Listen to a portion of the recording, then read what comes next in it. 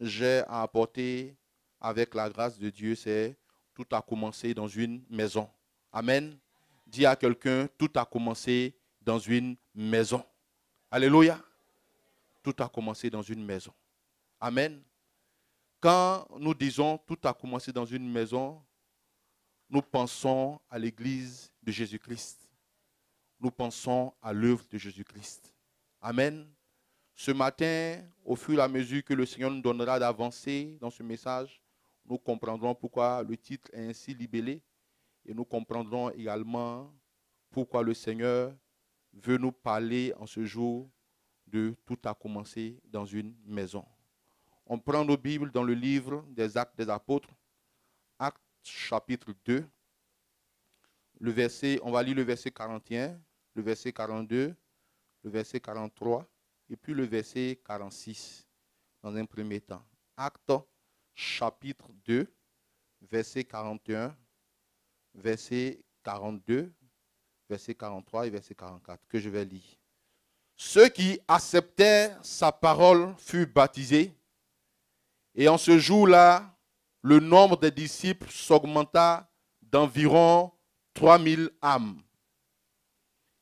Ils persévéraient dans l'enseignement des apôtres, dans la communion fraternelle, dans la fraction du pain et dans les prières.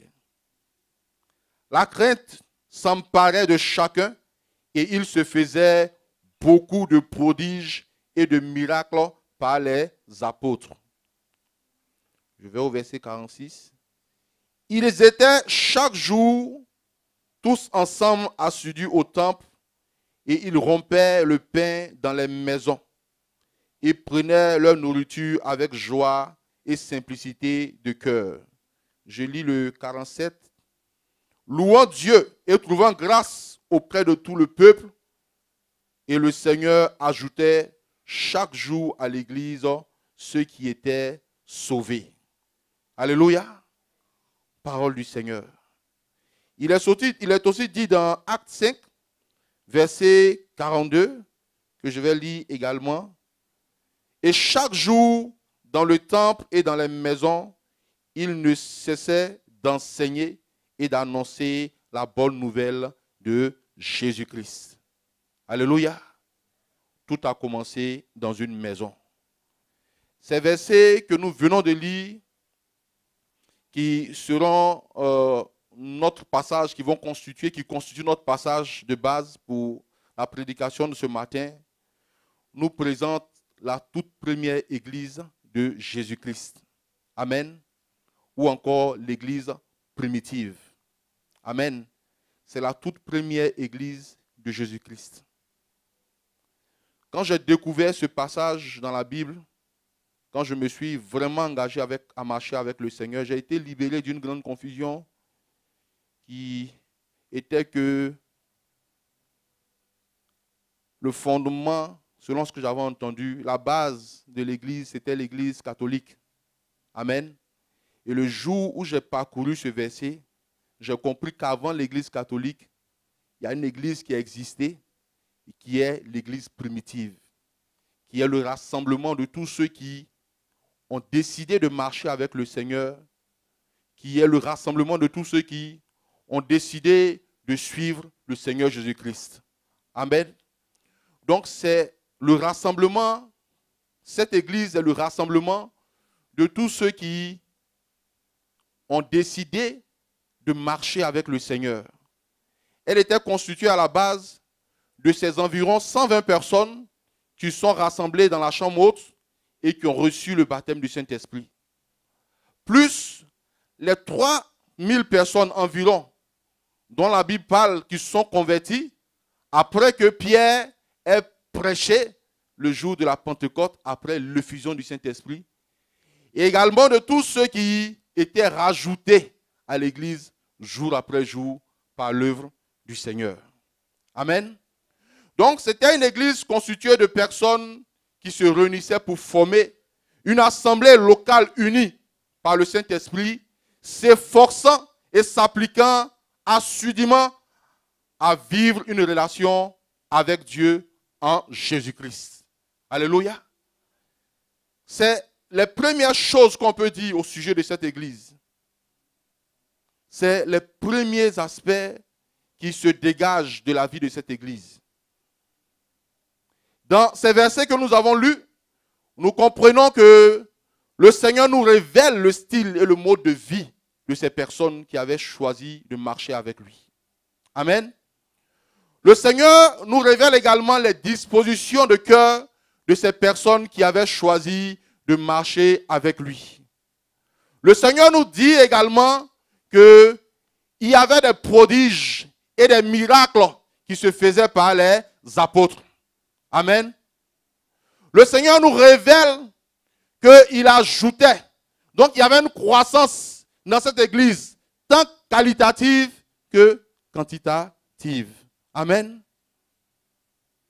Le Seigneur nous enseigne également qu'il y avait deux cadres où cette église se tenait, à savoir le temple et les maisons. Amen. Le temple et les maisons.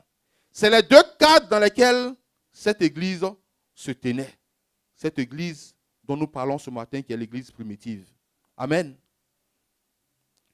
Donc nous disons, tout a commencé dans une maison parce qu'aujourd'hui, en vérité, si nous sommes convertis, si nous avons le Seigneur Jésus-Christ, c'est parce qu'il y a eu un préalable.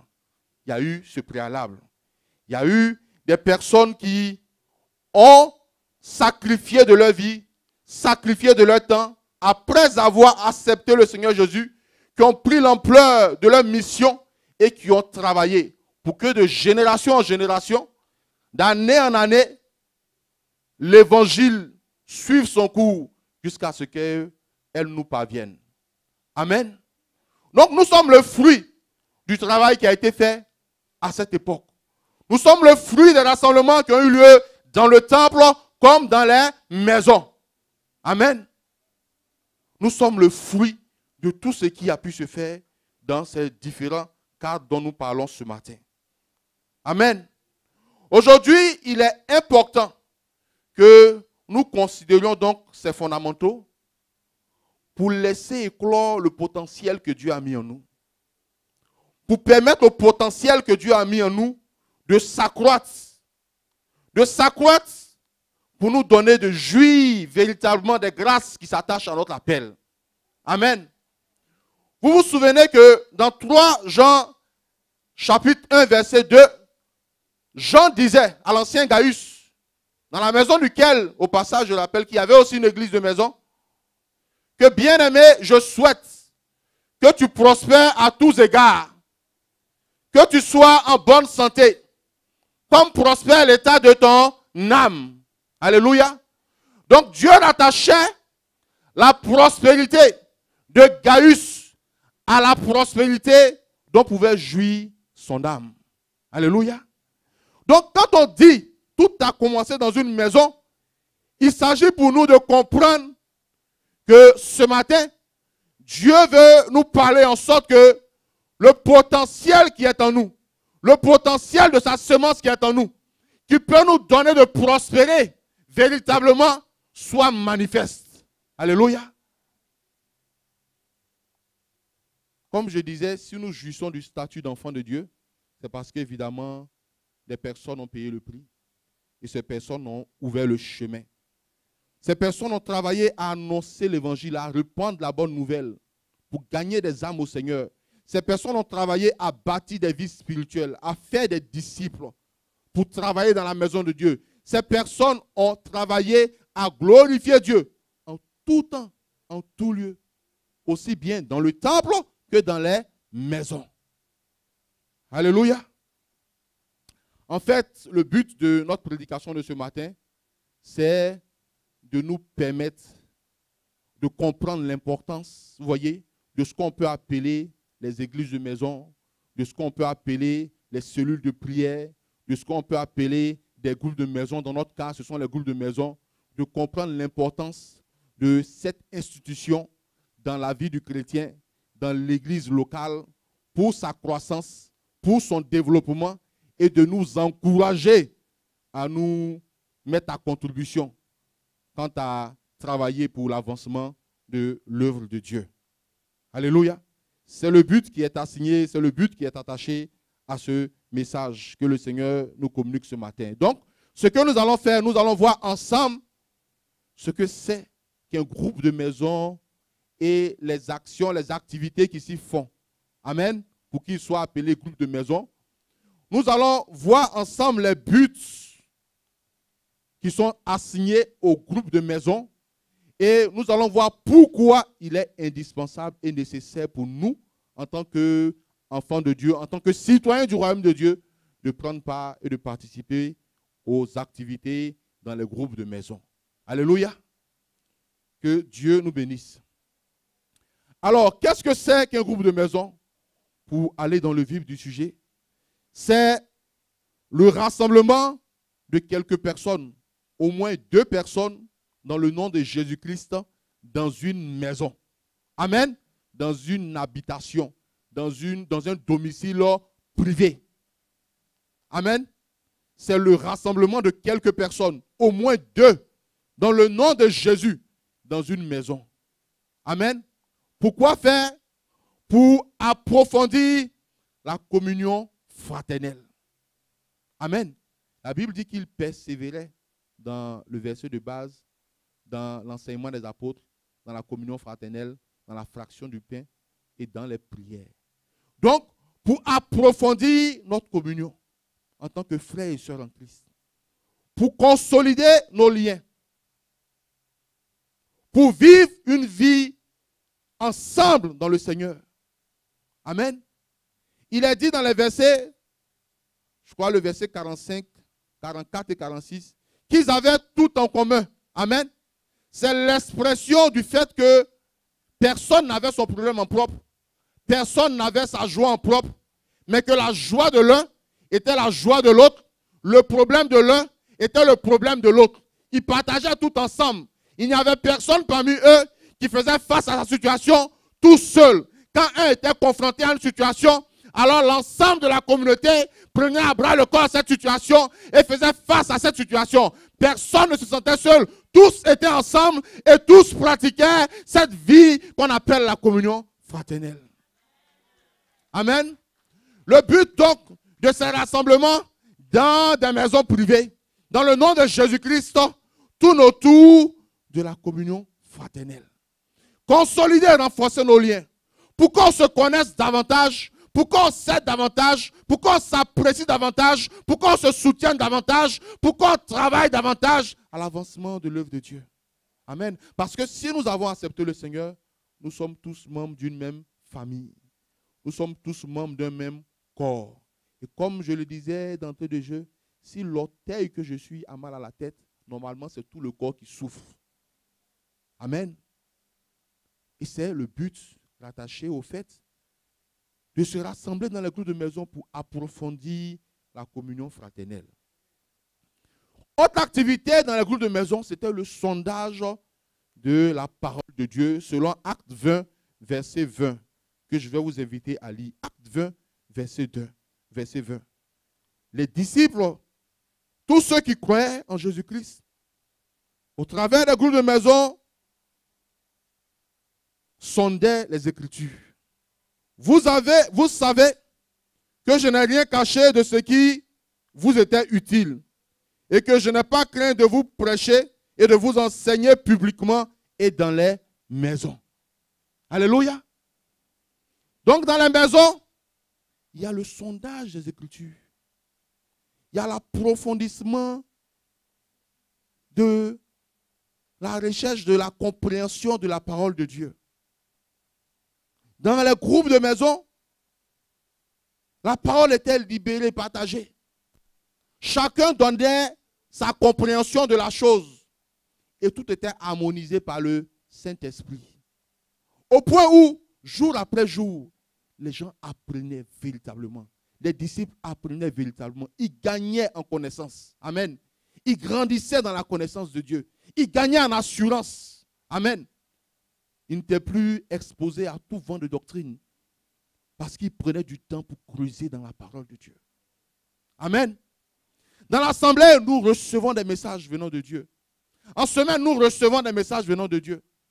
Mais on constate tous qu'on n'a pas l'occasion de poser des questions. Amen. Et on reçoit avec la grâce de Dieu, on comprend et on avance. Amen. Mais dans les groupes de maison, tu as l'occasion de poser des questions. L'occasion de fouiller, de donner tes préoccupations par rapport aux sujets qui sont traités. Amen. La troisième chose qui est faite dans les groupes de maison, c'est l'investissement dans la prière. Amen.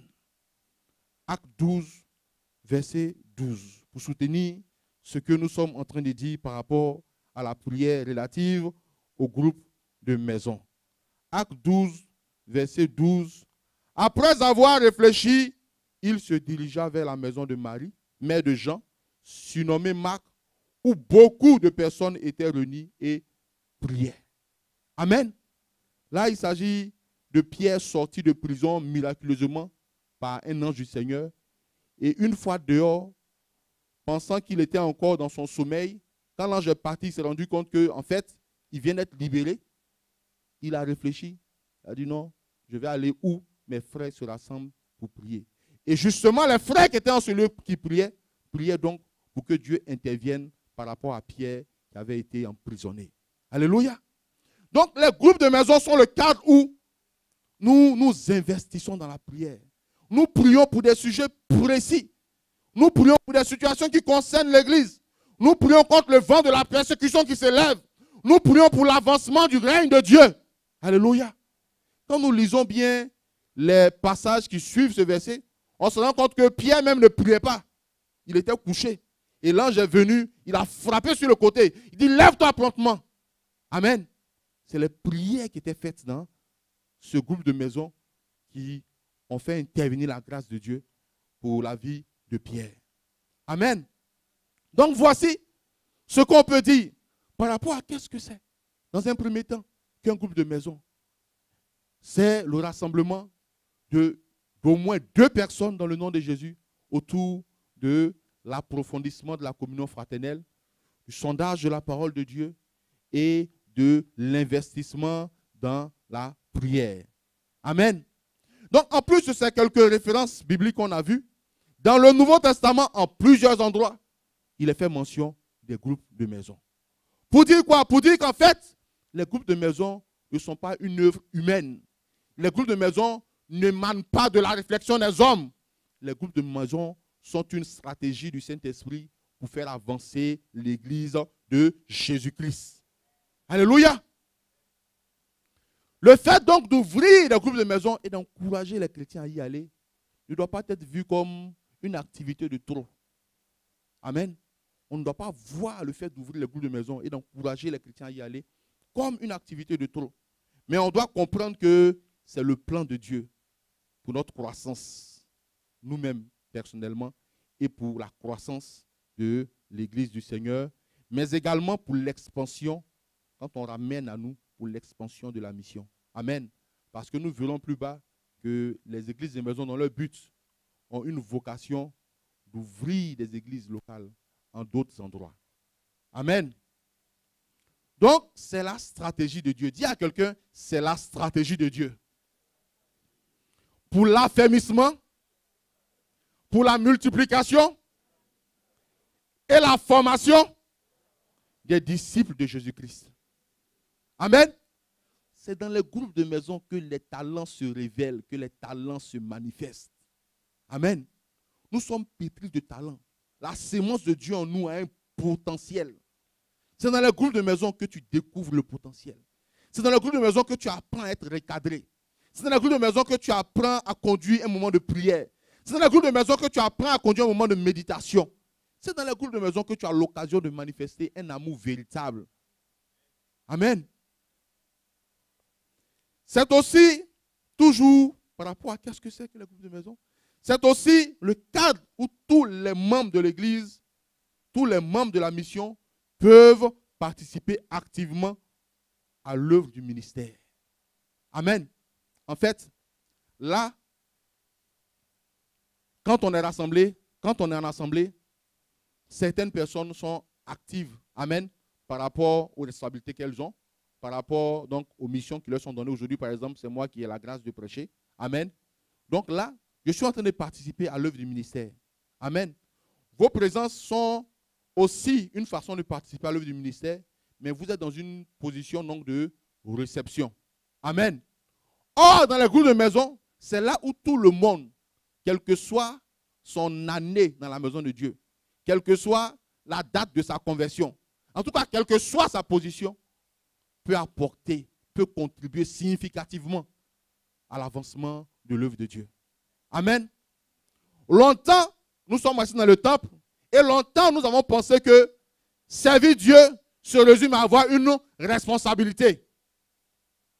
Nous avons pensé que notre capacité à apporter un plus dans la maison de Dieu est attachée à la responsabilité ou à la position que nous avons hiérarchiquement ou organisationnellement dans la maison de Dieu. Ce n'est pas le cas. Les groupes de maison sont le cadre idéal pour que tous les membres de la mission participent activement à l'œuvre du ministère. Amen. Vous savez, la semence de Dieu en nous, je répète, a du potentiel qui peut nous permettre d'influencer tout lieu où nous sommes, qui peut nous permettre d'apporter un plus en tout lieu où nous sommes, qui peut nous permettre d'apporter de la valeur en tout lieu où nous sommes, qui peut nous permettre, quelle que soit notre position, de décanter une situation en tout lieu où nous sommes. Amen. Vous vous souvenez de l'histoire de cette petite fille juive qui a été esclave chez Naaman. Amen. Elle était esclave. Mais ce qu'elle avait, que personne n'avait dans la maison de Naaman, c'est qu'elle avait pour Dieu l'Éternel. Elle connaissait les choses de Dieu. Et face à la situation de Naaman, c'est elle qui a dit à sa maîtresse, si mon maître va rencontrer le prophète qui est en Israël, je sais qu'il sera guéri de sa lèpre. Amen. L'intervention de cette petite fille a changé l'atmosphère dans la maison de Naaman. Parce que Naaman souffrait de cette lèpre et il n'en osait pas parler. Plusieurs souffrent des situations, ils n'en osent pas parler. Quel que soit le nombre d'années que tu as fait dans la maison de Dieu, quelle que soit ta position, aussi basse qu'elle est, de ton point de vue, sache que le potentiel de Dieu qui est en toi n'a pas besoin d'une responsabilité pour se manifester. Alléluia! Le potentiel de Dieu qui est en toi n'a pas besoin que tu sois positionné quelque part pour se manifester. Que tu sois esclave, que tu sois libre, que tu sois riche, que tu sois pauvre, que tu sois femme, que tu sois jeune, que tu sois enfant, le potentiel de Dieu en toi peut servir à apporter quelque chose quelque part. Alléluia. Cette petite fille a libéré la parole. On ne connaît même pas son nom. C'est la petite fille esclave. Tout ce qu'on a retenu, c'est Élisée a guéri Naaman. Alléluia. Un des problèmes qu'on a, c'est ça. Parce que nous, on veut que notre nom soit attaché à tout ce qu'on fait. Tant qu'on ne nous a pas positionné pour qu'on nous voit, on ne peut pas faire. Tant qu'on ne nous a pas mis sur le piédestal, on ne peut pas faire. Le plus important, ce n'est pas que les hommes te voient. Le plus important, c'est que Dieu te voit. Et Dieu connaissait cette petite fille. Alléluia. On ne sait pas si elle a été responsable des esclaves après. On ne sait pas si Naaman l'a adoptée après.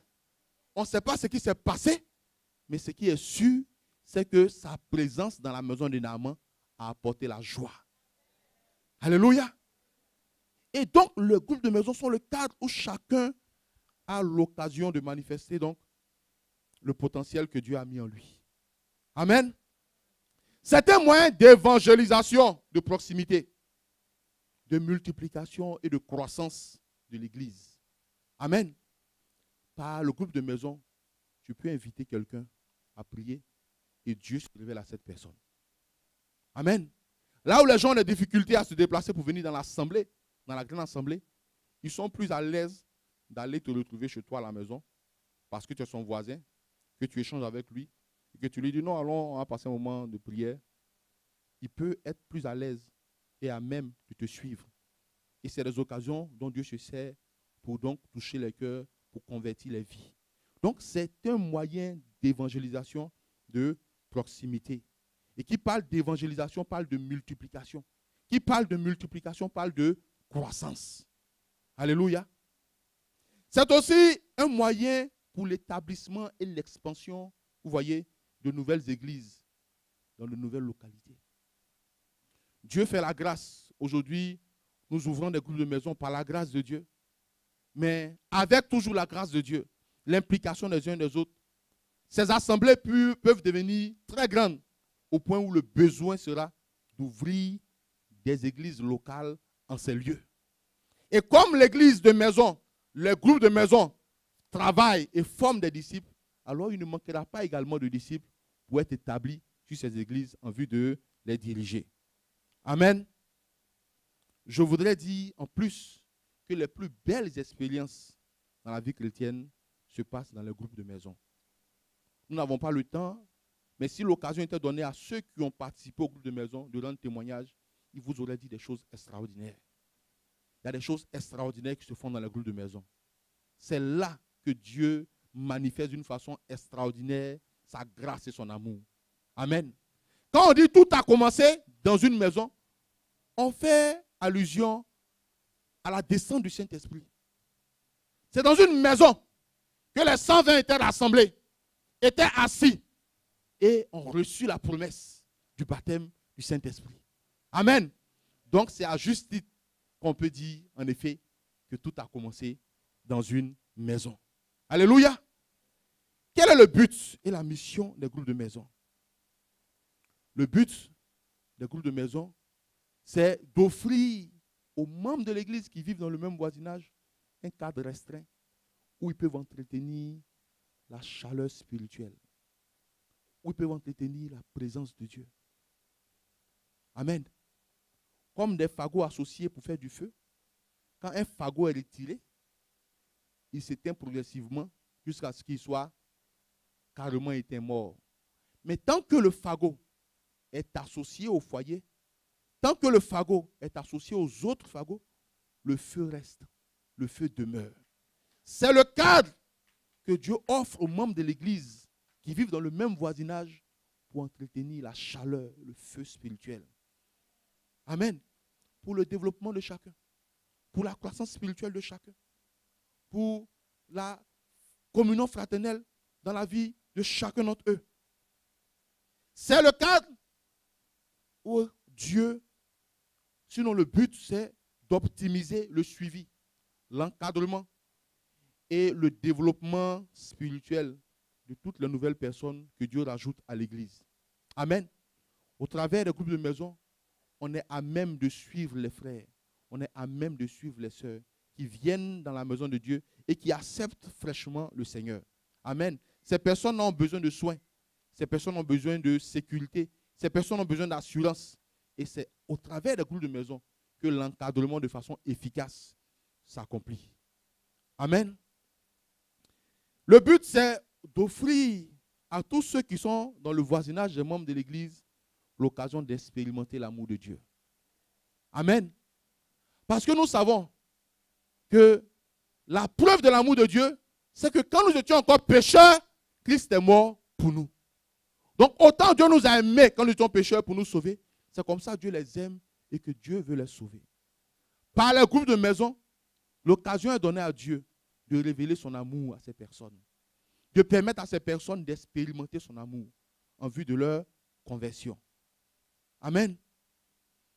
C'est aussi comme but pour les groupes de maison d'attirer dans la présence de Dieu les personnes qui vivent dans le voisinage des membres de l'Église. Amen. Ça, c'est vraiment clair. Les groupes de maison permettent d'attirer les voisins des membres de l'Église dans la présence de Dieu. C'est aussi comme but faire en sorte que nos voisins expérimentent la gloire de Dieu en vue de leur conversion. Le but, c'est de rajouter à l'Église de nouvelles personnes converties. Amen. Il est dit, et le Seigneur rajoutait à l'Église ceux qui étaient sauvés. Amen. Le Seigneur rajoutait à l'assemblée grande ceux qui étaient sauvés. Donc, les conversions se faisaient dans les groupes de maison Et à partir de là, on les ramenait dans l'église. Amen. Les gens acceptaient le Seigneur dans les groupes de maison et puis ils venaient rejoindre la grande assemblée. Au point où quand ils viennent, ils sont plus problématiques. Amen. Parce qu'ils ont accepté le Seigneur. La semence de Dieu est en eux. Donc ils s'intègrent facilement. Amen. C'est l'un des buts assignés au groupe de maison. Par rapport à ça, je veux prendre l'exemple, vous voyez, des sociétés commerciales aujourd'hui, des sociétés de services, qui pour se rapprocher de leur clientèle ouvrent des agences. Il y a le siège et on ouvre des agences en différentes localités. Pourquoi? Pour fidéliser la clientèle. Pourquoi? Pour garantir leur chiffre d'affaires. Pourquoi? Pour assurer leur croissance. Amen.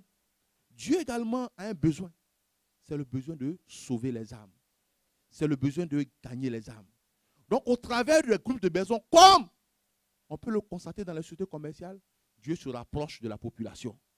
Dieu se rapproche des hommes. Dieu se rapproche des femmes pour les gagner à lui. Parce que le chiffre d'affaires de Dieu, c'est les âmes qui sont sauvées. Alléluia! Le chiffre d'affaires de Dieu, c'est les âmes qui sont sauvées. Donc, Dieu, par les groupes de maison, se rapproche des populations, se rapproche des hommes, se rapproche des femmes pour les gagner à lui. Amen. Des hommes souffrent, ils cherchent Dieu. Ils ont du mal à venir dans des assemblées. Par les groupes de maison, ils sont en contact avec Dieu. Amen. Leurs besoins pour lesquels ils cherchent la solution peut être résolu par les groupes de maison.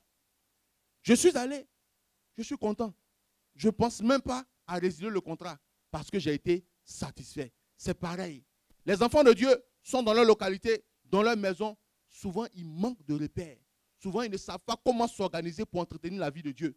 Souvent, ils ne savent pas comment s'organiser pour méditer. Ils ne savent pas comment s'organiser pour prier. Ils ne savent pas comment s'organiser pour manifester l'amour. Les groupes de maison sont ce cadre idéal où Dieu répond rapidement aux besoins.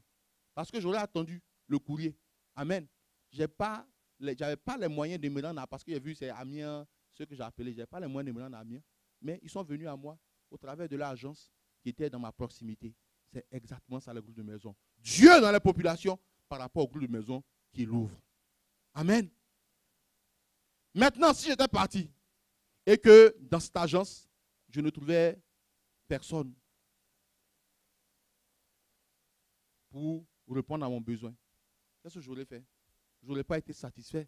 L'agence serait ouverte, mais je n'aurais pas été satisfait. J'aurais fait un retour, voyez, au siège, et ils auraient peut-être pris des mesures par rapport à ceux qui devaient travailler ce jour.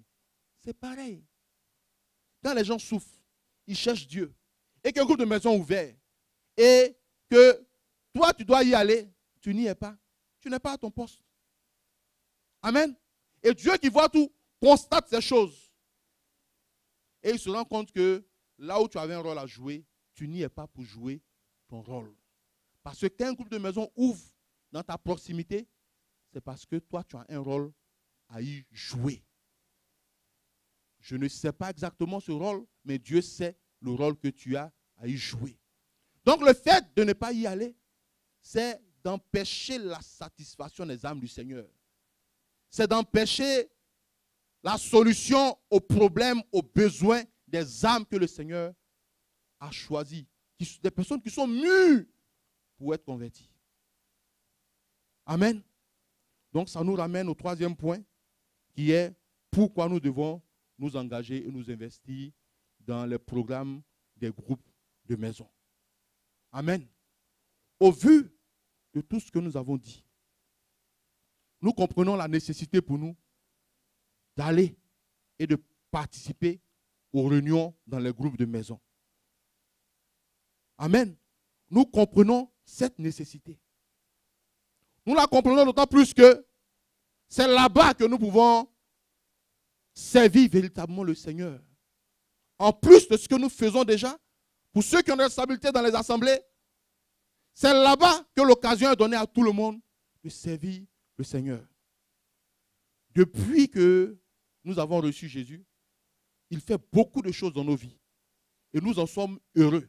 Amen. Mais le Seigneur lui-même dit qu'il a plus de plaisir à donner qu'à recevoir. Si nous pouvons être heureux de recevoir de sa part, imaginons combien de fois notre bonheur sera grand si nous faisons partie de ceux qui donnent pour lui. Alléluia. Commençons donc à nous disposer à expérimenter le bonheur qui se trouve dans le fait de donner. De donner de son temps, de donner de son implication, de donner de son potentiel, de permettre que le potentiel de Dieu en nous puisse se clore au travers des groupes de maison. Alléluia. Acte 20, verset 35. Nous allons lire Acte 20, verset 35 pour soutenir ce que nous venons de dire. Acte 20, verset 35 nous dit ceci. Je vous ai montré de toute manière que c'est en travaillant ainsi qu'il faut soutenir les faibles et se rappeler les paroles du Seigneur qui a dit lui-même, il y a plus de bonheur à donner qu'à recevoir. Amen. Je veux que tu imagines un instant le bonheur que tu as quand tu reçois de Dieu. Et Dieu dit que il y a plus grand que ce bonheur. Et que le bonheur est plus grand quand nous donnons que quand nous recevons. Alléluia. Le bonheur est plus grand quand nous donnons que quand nous recevons. Nous prions pour des situations. Nous passons notre temps à demander ce qui est légitime, ce qui est vrai, ce qui est bon, parce que nous avons affaire à notre Père. Mais qu'il est bon, il est important que nous commencions donc à expérimenter le bonheur qui se trouve dans le fait de donner. Donner de ce qu'on a, talent, temps, don, tout ce que Dieu a mis en nous pour la gloire de son nom. Nous impliquer dans l'avancement de son œuvre. Travailler à l'avancement de son œuvre. Pourquoi s'impliquer dans les groupes de maison? Pourquoi travailler à l'avancement de l'œuvre de Dieu dans les groupes de maison? Parce que justement, vous savez, il y a des gens autour de nous qui vivent des situations qui ne sont pas pour la mort. Amen. Mais qui sont pour la gloire de Dieu. Il y a des gens dans l'église qui vivent des situations qui ne sont pas pour la mort, mais qui sont pour la gloire de Dieu. Et les solutions à ces situations, Dieu les a données à chacun d'entre nous ici présents. Chacun dans la maison de Dieu a son talent, a sa part.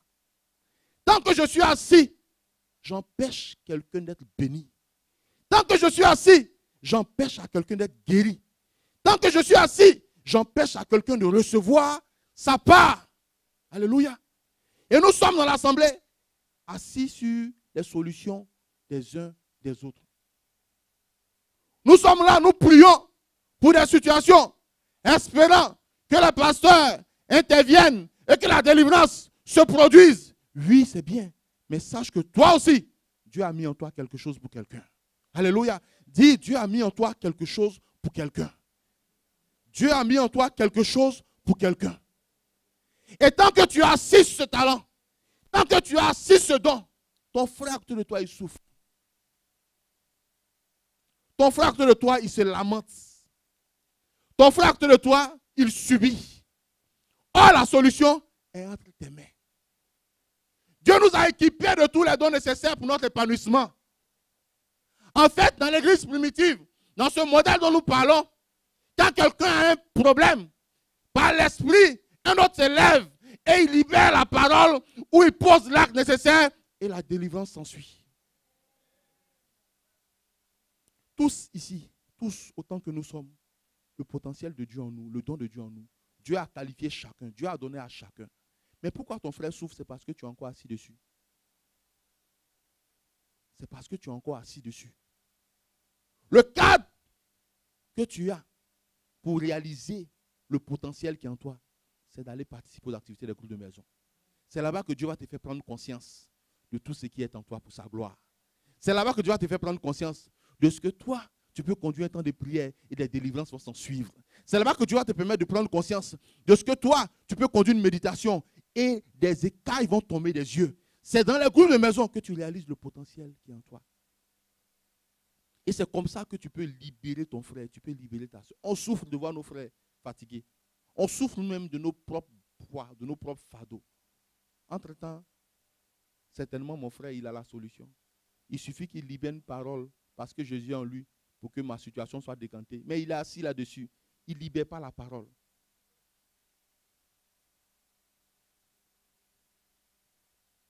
La solution de quelqu'un se trouve entre tes mains. Le problème de quelqu'un se trouve entre tes mains.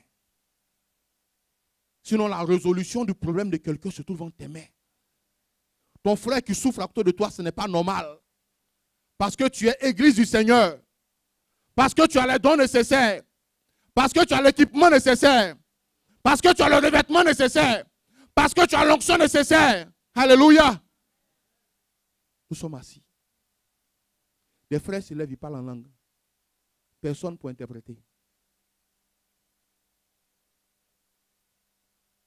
Or, Dieu a donné le don d'interpréter les langues aussi à l'assemblée.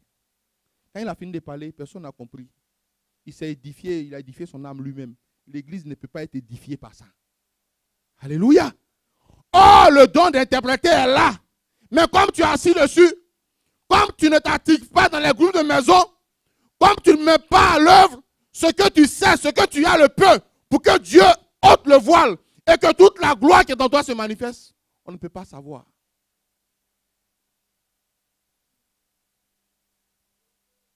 Alléluia. Il est temps qu'on comprenne ces choses. Dans nos maisons, dans notre voisinage, des gens y sont. Ils souffrent. Ils sont malades. Pas parce qu'ils ont péché. Pas parce que leurs parents ont péché. Mais pour faire éclater la gloire de Dieu. La gloire de Dieu va éclater quand? Quand toi, tu vas aller au groupe de maison. Quand toi, tu vas aller travailler dans le groupe de maison. Quand tu vas aller entretenir la présence de Dieu dans le groupe de maison. Quand tu vas allumer le feu dans le groupe de maison. Alors, la gloire de Dieu va se manifester pour ces personnes. Dieu va manifester sa gloire. Des gens souffrent depuis des années. Des gens souffrent depuis des temps. Ils sont allés chez les féticheurs, chez les marabouts, passés partout. Mais ça ne se décante pas. D'ailleurs, ça ne peut jamais se décanter. Amen. Parce que celui qui a permis ça, c'est Dieu. Dieu veut faire éclater un jour sa gloire. Mais ce jour est arrivé depuis. Mais comme on ne va pas au groupe de maison, la personne est encore dans les liens. Alléluia. Souvenons-nous de ce que quand Dieu fait éclater sa gloire à Béthanie, il y a Lazare qui en est bénéficiaire, le premier, parce qu'il est délivré de la mort. Il y a Marthe et Marie qui en sont bénéficiaires parce que leur frère est ressuscité. Mais il y a également tous les incrédules de Béthanie, tous ceux qui avaient du mal à croire, tous ceux qui avaient du mal à croire en Jésus, qui ce jour-là comprennent que ma situation que je traverse là, ce que je traîne depuis longtemps, la solution est là. C'est ce monsieur qu'on a négligé. Allons vers lui, donnons-lui nos vies pour qu'il nous libère également. C'est exactement ça. C'est Dieu parmi les hommes, les groupes de maison. C'est Jésus-Christ au milieu des hommes, les groupes de maison. Et tout ça, c'est pour la croissance de l'Église au plan qualitatif et quantitatif. Alléluia. Pourquoi aller dans les groupes de maison? Parce que le Seigneur revient bientôt. Amen. Souvenons-nous de la parabole des talents. Il a remis des talents à ses serviteurs avant de s'en aller. Quand il est revenu, il a fait un point. Où est-ce que tu en es avec ton talent? J'ai dit, personne n'a été oublié dans la maison de Dieu. Chacun a reçu son talent. Chacun a reçu sa part. Le maître revient bientôt. Il est temps que nous fassions fructifier nos talents en nous engageant dans les groupes de maison. C'est par les groupes de maison que des conversions extraordinaires se sont produites. Des villes entières ont été gagnées au Seigneur. Des nations entières ont été gagnées au Seigneur. Des générations dessus générations ont été touchées par l'évangile jusqu'à ce que ça nous parvienne. Amen. Maintenant, expérimentons ou non, essayons de réfléchir à la situation où le relais est passé de génération en génération jusqu'à ce que nous parvienne. Et puis nous, on ne veut pas faire bouger le relais. Imaginons ce cas où nous retenons les relais, nous ne passons pas le flambeau. Parce que nous voulons vivre notre vie chrétienne selon notre modèle. Nous voulons vivre notre vie chrétienne selon nous-mêmes. Nous ne considérons pas, sinon nous ne prenons pas à cœur tout ce que Dieu peut établir et qu'il a consigné dans sa parole pour nous aider à travailler dans le schéma qu'il a tracé. Parce que la croissance de l'Église dépend du Seigneur Jésus. Et ce que Jésus a mis entre nos mains, c'est ça, les groupes de maison et tous les autres moyens dont nous pouvons bénéficier, dont nous pouvons faire usage pour faire avancer son œuvre. Alléluia. Que le Seigneur nous bénisse.